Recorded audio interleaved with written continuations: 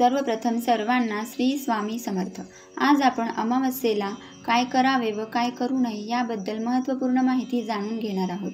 वारंवार अपघात जर होत असतील किंवा शरीराला व्याधी होत असतील तर अमावस्येला मुंग्याच्या वारुळावर 1 पाव गूळ चढवावे। मुंग्याच्या वारुळावर विष्ठा, मूत्रत्याग किंवा पाणी टाकणे टाळावे। अमावस्येची रात्र पितृदेवांना समर्पित असते, म्हणून या दिवशी हनुमानाच्या फोटोसमोर दिवा लावून हनुमान चालीसाचा पाठ करावा। पाठ झाल्यावर दिवा घराच्या मुख्य दारावर ठेवावा। अमावस्येला दारावर आलेल्या भिकाऱ्याला रिकामे हाती पाठवू नये।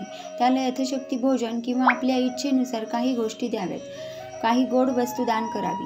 याने वैवाहिक जीवनात मधुरता येते। लग्न होत नसलेल्या मुलींसाठी तर हा चमत्कारी उपाय आहे।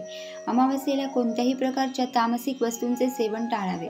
अमावस्येला कोणत्याही प्रकारची नशा करू नये। या व्यतिरिक्त चतुर्दशी, अमावस्या आणि प्रतिपदा या 3 दिवशी पवित्र राहणे चांगले आहे। अमावस्येला कटू बोलणे टाळावे। त्याचप्रमाणे ज्यांच्या मुलांना आरोग्यासंबंधी समस्या असतील किंवा ज्या दाम्पत्याने आपले मूल जन्मानंतर काही काळातच गमावले असतील तर त्यांनी 5 किंवा 11 लिटर दूध दान करावे। दूध अविवाहित कन्या किंवा रोगींना वितरित केल्यास अधिक पुण्य मिळेल। याने संतान निरोगी राहते आणि त्यांचं आयुष्य वाढतं। तसेच अमावस्येला पिंपळाच्या झाडासमोर दिवा लावावा व जल अर्पण करावे। असे केल्याने तुमच्या आयुष्यात येणाऱ्या अडीअडचणी या दूर होतात। श्री स्वामी समर्थ। धन्यवाद।